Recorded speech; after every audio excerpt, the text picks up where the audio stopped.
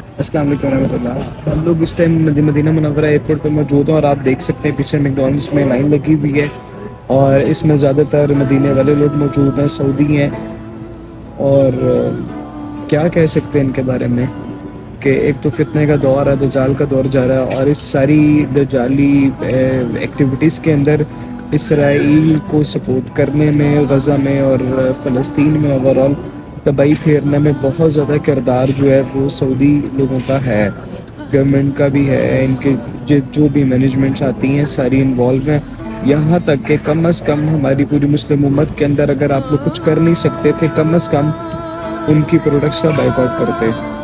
اگر وہ نہیں کر سکتے کم از کم اپنے دلوں کے اندر ان کے لیے, یہودیوں کے لیے, اسرائیل کے لیے نفرت رکھتے, یا ایٹ لیسٹ اپنے مسلمان غزہ والے, فلسطین والے ان کو اپنے دعاؤں میں یاد رکھتے.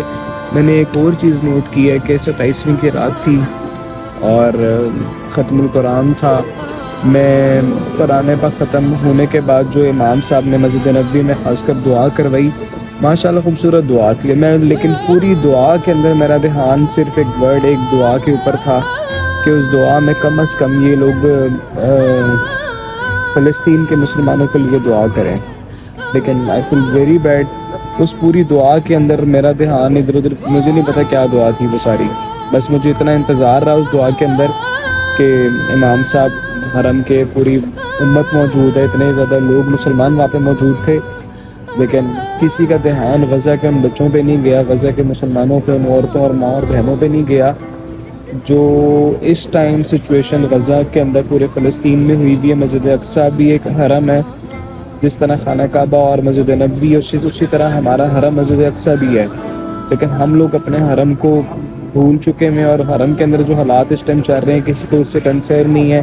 اس حرم کے لیے جو مسلمان قربانیاں دے رہے ہیں اس کے لیے کوئی بولنے والا نہیں ہے, ان مسلمانوں کے لیے کوئی دعائیں کرنے والا نہیں ہے. اور یہاں تک کہ ان کے دفاع کے اندر اگر کچھ کر نہیں سکتے, لیکن جو دشمن ہیں ان کی خلاف بولنا یا ان کے خلاف کچھ کرنے کی بجائے ان کی پروڈکٹس کو بھی اسی طرح رکھا ہوا آن. بلکہ میں نے نوٹ کیا مدینہ میں ادھر ایئرپورٹ پہ بھی, خاص کر جہاں پہ بھی میں نے وزٹ کیا, سعودی کہہ لیں کہ فاسٹ فوڈ کی شاپس بھی موجود ہے, ریسٹورینٹس بھی موجود ہے کھانے پینے, لیکن سب سے زیادہ رش میں نے ان پروڈکٹس پہ دیکھا, خاص کر میکڈونلڈس کے اوپر, جو کلیئرلی سب کو پتہ ہے, بچے کو پتہ ہے کہ یہ کافروں کی سپورٹڈ چلی جاتی ہے, اور ان کے کھانے پینے جتنے ہیں اس سب کی سپورٹ جو ہے وہ غزہ والے مسلمانوں بچوں کے خلاف یوز کی جاتا ہے سارا کچھ.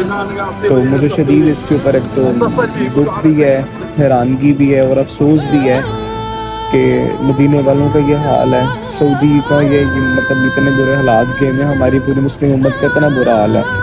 مجھے خوف آتا اس وقت سے کہ غزہ والا حال پوری مسلم امت کے اوپر اب آئے گا, اور yes it will happen coming time کے اندر. یو ول سی کہ سعودی عرب بھی اس سچویشن سے گزارا جائے گا. سعودی عرب ہے, جارڈن ہے, لبنان ہے, جتنی عرب کنٹریز ہیں لائن وائز ساری اس کے اندر آئیں گے, اور پاکستان بھی اس میں شامل ہوگا.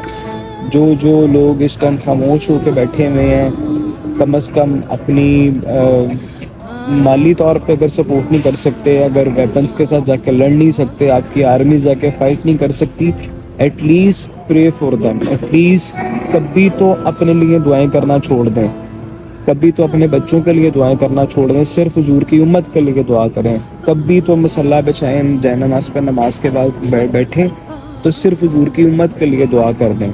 کبھی تو صرف اور صرف فلسطین اور غزہ کے مسلمانوں اور بچوں کے لیے دعا کریں, صرف ان کے لیے رو لیں کبھی. لیکن مجھے افسوس ہے کہ وہ ہماری نہ دعاؤں میں شامل رہے ہیں, نہ خوشیوں کا ہمیں ان کا اندازہ رہتا ہے, نہ ہمیں ان کے دکھ کا کسی چیز کا اندازہ ہے. کھانے پینے کے اندر کوئی کمپرومائز نہیں, ان کی پروڈکٹس کا کم از کم بائک آؤٹ تو کر ہی سکتے تھے یار, وہ بھی نہیں کر پا رہے. تو اللہ تعالیٰ خیر کریں آنے والے وقت میں سب مسلمانوں کی. اب سارے اپنی اپنی خیر منائیں, اللہ تعالیٰ خیر کا وقت لے کے آئے, لیکن مشکلات آ رہی ہیں, آپ مشکلیں تیاری رکھیں. جزاک اللہ خیر. السلام علیکم ورحمۃ اللہ.